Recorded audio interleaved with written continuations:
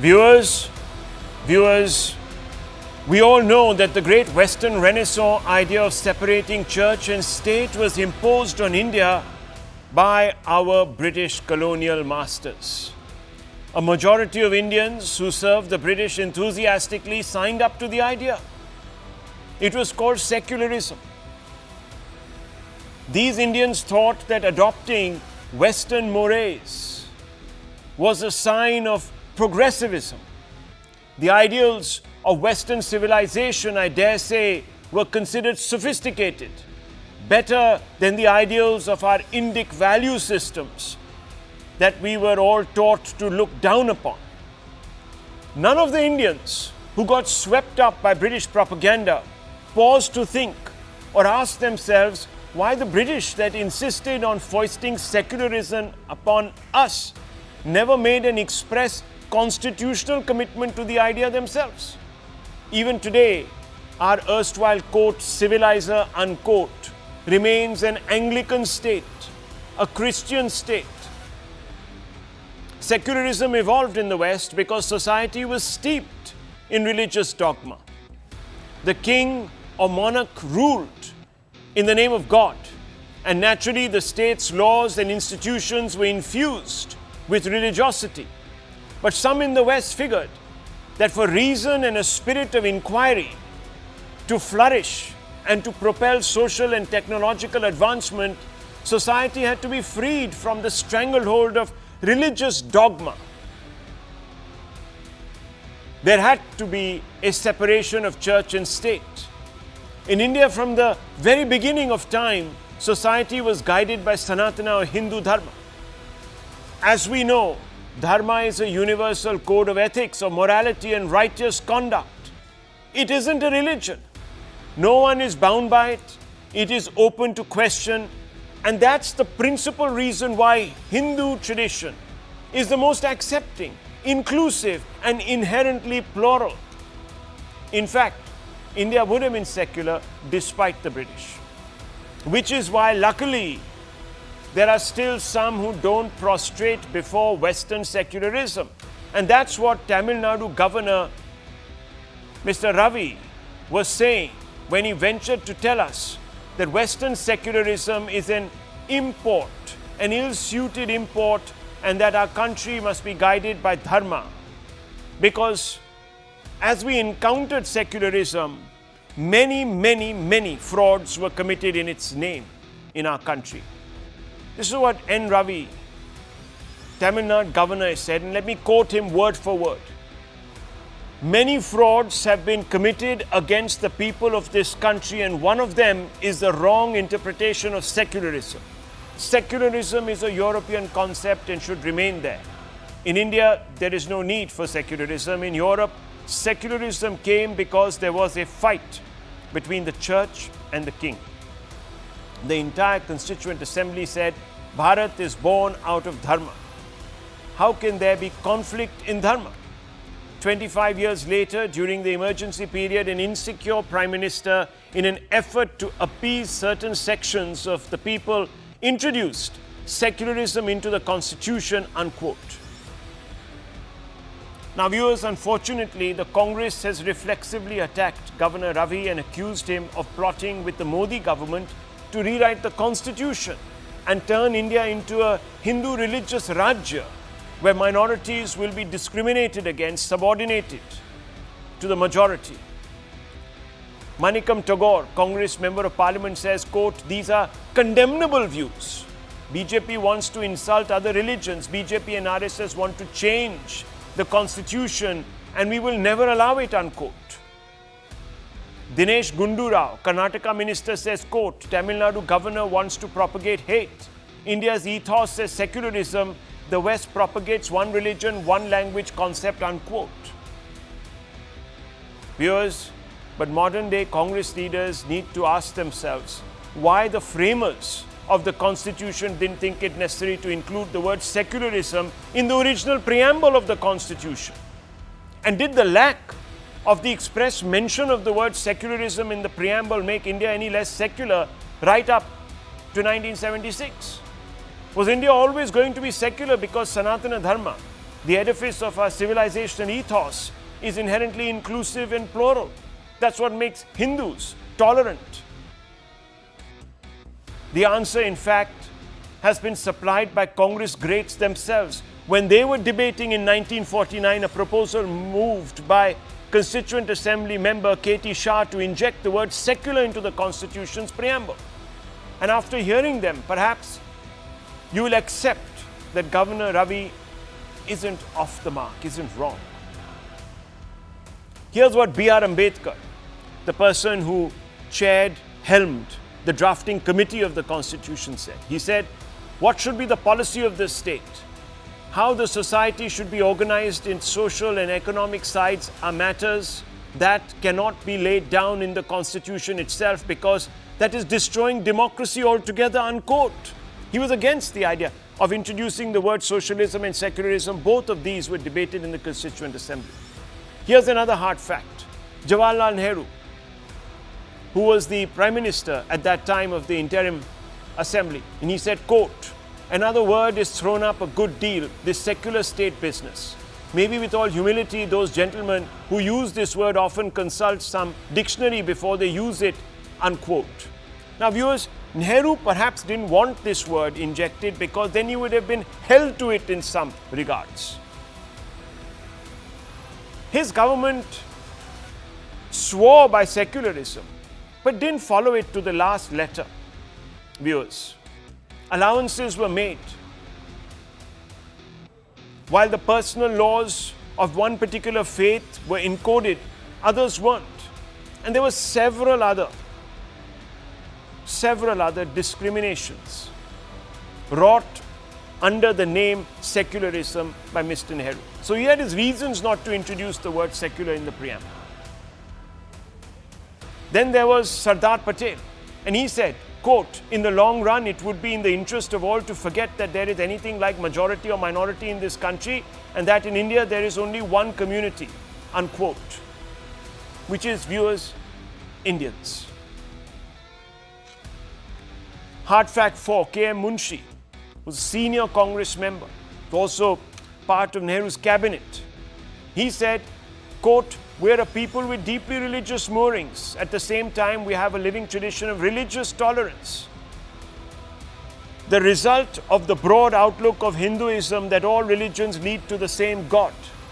We had to evolve a characteristically Indian secularism, and the Indian state could not possibly have a state religion, nor could a rigid line be drawn between the state and church as in the United States," unquote. Mr. Munshi, it could be said, is almost echoing Mr. Ravi, except that, of course, he came 76 years before Mr. Ravi and made the same point. Now let's open this up, viewers. This is just going to be a two-way debate because this is an interesting and a very, very complex matter. We have with us Dr. Ranganathan, who's written on this issue. In my book too, viewers, Modi in India, I have written on this issue. And we have Sanjay Hegde, Senior Advocate of the Supreme Court. Now, let me begin with you. Written on the issue. So, yes, you have also, of course, written on the issue, and you fought cases apparently on this issue too. So sorry about not including you amongst the writers on this panel. But Sanjay Hegde, let me just ask you, and let's break this down for our viewers. Was India secular right up till 1976? And if you don't think it was to the letter, then after 1976, has it become secular when Indira Gandhi inserted the word into the preamble? And therefore, when we didn't have this express sort of pledge to uphold secularism in the preamble, were we less secular? Well, way before 1976, go to 1973, the Keshavananda judgment. The Keshavananda judgment said that secularism was part of the basic structure of the Constitution. Dr. Ambedkar, whom you quoted in that exchange with K.T. Shah, Dr. Ambedkar said there was no necessity to specifically state that the state was secular or socialist. He said, look at the Constitution, look at the Constitution's provisions, they are always secular. And his reply to Dr. K.T. Shah was more to the word socialism, where he said that, look, we have very many provisions in the constitution which speak of a socialistic pattern of society, but we cannot bind future governments. India made a very conscious constitutional choice to be secular. India made a constitutional choice to be secular primarily because our Constituent Assembly had seen great violence in the previous decade. You had the World War, you had the Jewish Holocaust, you had partition violence, you had the murder of the Mahatma before your constitution came in. And therefore, there was a conscious choice, specifically after partition, that no, we are not creating a Hindu Pakistan. We are creating an India where everybody is equal, whether you believe in something or you don't believe in something. India is alike for the believer as well as the unbeliever. Though atheists, agnostics, people who believe in Pastafarianism, everybody is an Indian irrespective of your religion. So now, are you a secular country? And are you now going to change to saying that there will be only one religion which will be a state religion and the rest are there on sufferance? So that constitutional change has not yet come about, and I hope it never comes about, because we are a greatly complex and diverse country. As the great poet, who was it? Firak Gorakhpuri, who said, "Sar zameen Hind par aqwam-e alam ke firak, kafile baste gaye Hindustan banta gaya." By the by, Firak Gorakhpuri was Raghupati Sahai Firak. So we are a composite of many cultures, many languages, and secularism is a conscious choice made by an 80% Orthodox Hindu majority in the Constituent Assembly. I think we are a secular country and we will continue to be. But you haven't answered the question, Mr. Hegde. I asked you that the word was inserted in 1976. Were we not secular? Putting the word in did not make a difference. Did not make a difference. It only reminded us in our preamble what the Supreme Court had already held in Keshavananda. 13 judges of and the secondly, Supreme Court. have we been secular?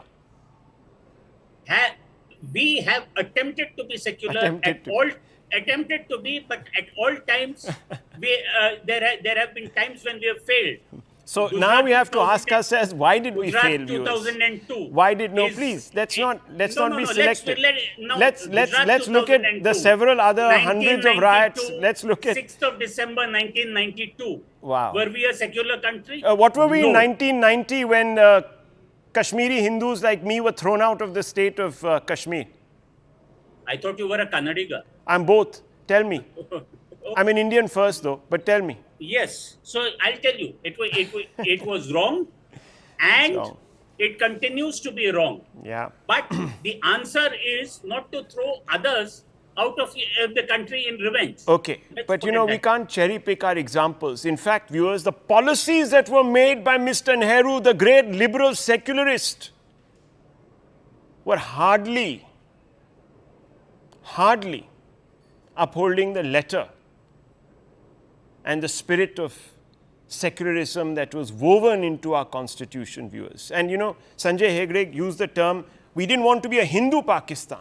He could easily have said that we could also not have chosen to be a Christian UK, Anglican UK, but he didn't, viewers. He didn't. Anglican UK is still very secular. So you have to ask yourself, why? Is it that in a large number of Middle Eastern countries, Muslim countries, secularism hasn't taken root? And neither has democracy, for that matter, viewers. You have to ask yourself. And then you have to ask yourself why Mr. Nehru was busy appeasing one community over the others. Anyhow, Dr. Ranganathan, what do you make of the statements A by Mr. Ravi and, of course, Mr. Hegde? Good evening, Rahul, and good evening to Mr. Hegde. We've had wonderful discussions for more than years, and it's very enchanting, this one. But may I begin by saying that Governor Ravi is right and wrong at the same time, and I hope Mr. Hegde would mind my telling that he is completely wrong. Let me explain. There are two issues here, and I think both merit going into. What is secularism, and are we secular? Look, Rahul, a system, a discovery, a characteristic may have its etymology or origin in the European or Western thought or philosophy. But that characteristic, that discovery, that system can and does exist in the East or anywhere around the world.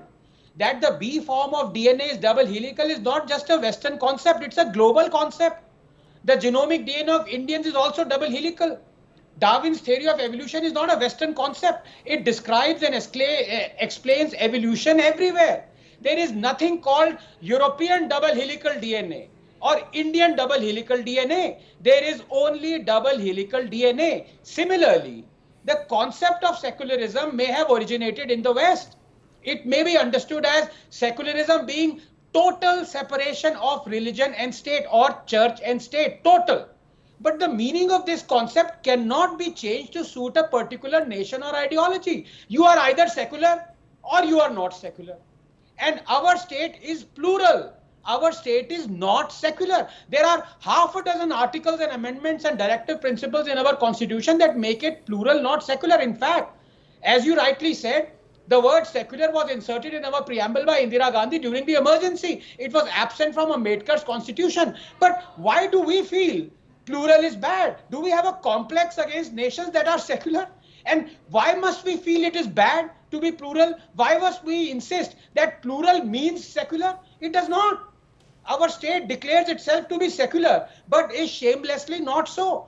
You can have the state and the government give Hajj subsidies for decades, use taxpayers' money to host grand iftar parties, plunder state coffers to pay monthly salaries to thousands of Maulvis, ask government-run UGC to completely fund minority institutions that keep 50% seats reserved for Christians, step in to overturn a Supreme Court judgment just to appease Muslims, leech thousands of crores preferentially exclusively from Hindu temples, sell off and control thousands of acres of Hindu temple land, spend hundreds of crores of taxpayer money for the Kartarpur corridor, run madrasas, and still be secular.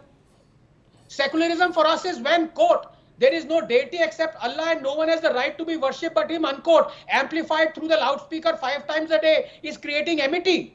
But peacefully chanting Hanuman Chalisa while not denigrating anyone else's religion is creating enmity. Secularism is when reciting polytheists are the worst of creatures near a temple is not provocative, but reciting Bhajman Ramcharan Sukhdai one day in a year near a mosque is. Secularism is controlling and taxing only temples but not mosques. It is fighting for Muslims to wear hijab to school, but beating Hindus for wearing Kalawa Bindi and Tirak to school.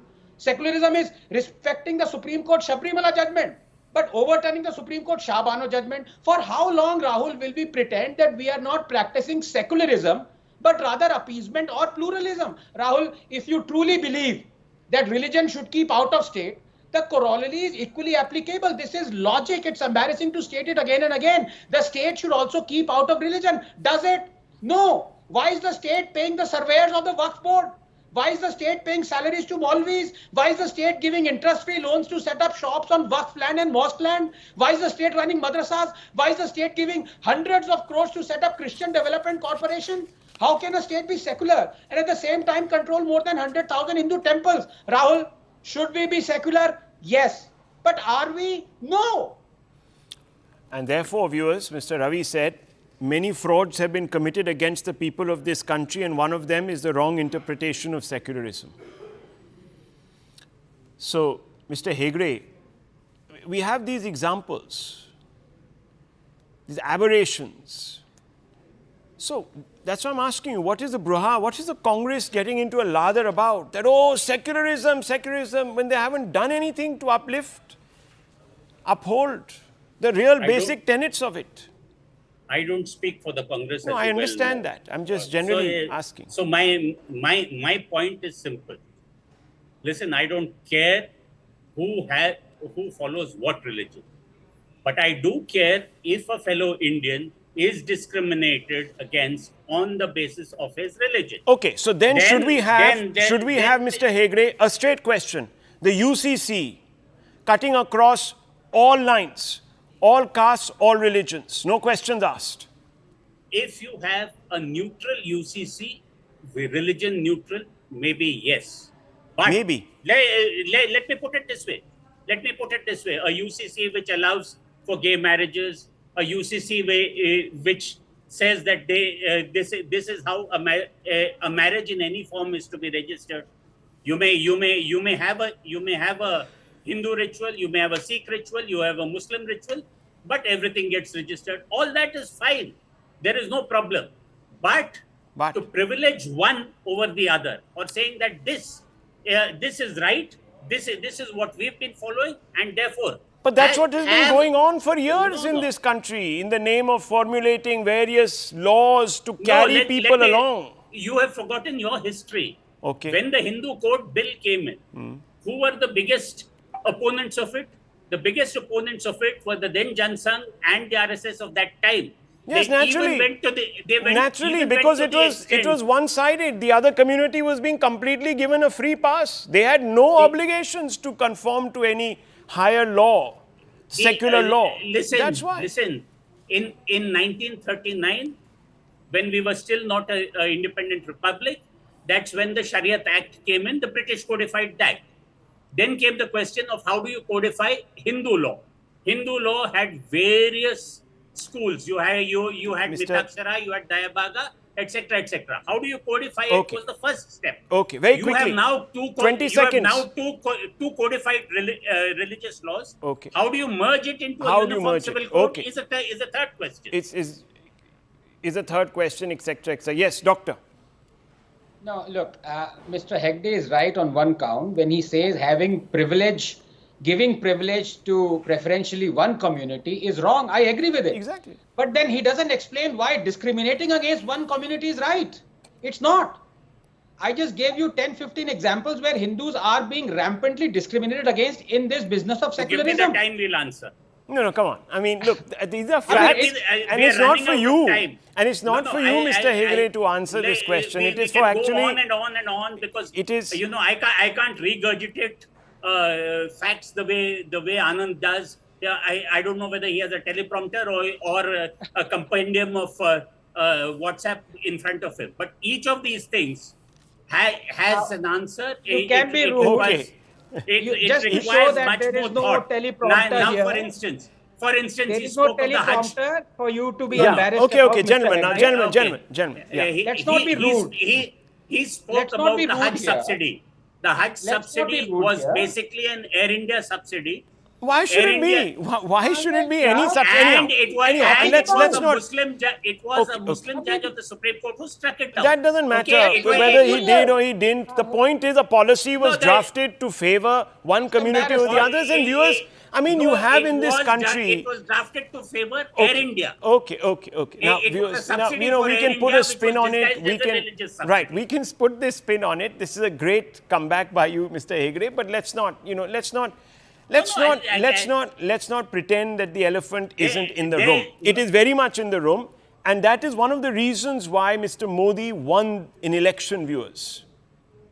Because many people were sick and tired of this selectiveness. Now, you can accuse Mr. Modi of not living up to all the expectations of the Hindu community, this, that, the other, but that's a debate for a different day. The point is, viewers, at the kernel of it, Ravi is not wrong. Yes. We have committed frauds in the name of secularism and we have to accept it. Now, we can make allowances, we can come up with all sorts of post facto explanations, but they don't suit the letter of the law. And that's why in the courts, each one of them is getting struck off one by one. Whether you have a UCC at the end of the day, interventions are being upheld. And of course, the opposition says that the judges are corrupt, etc., etc. There's judicial barbarism. There are some wonky intellectuals who sit and write express edits, who write all these highfalutin, silly words. But that's immaterial, viewers.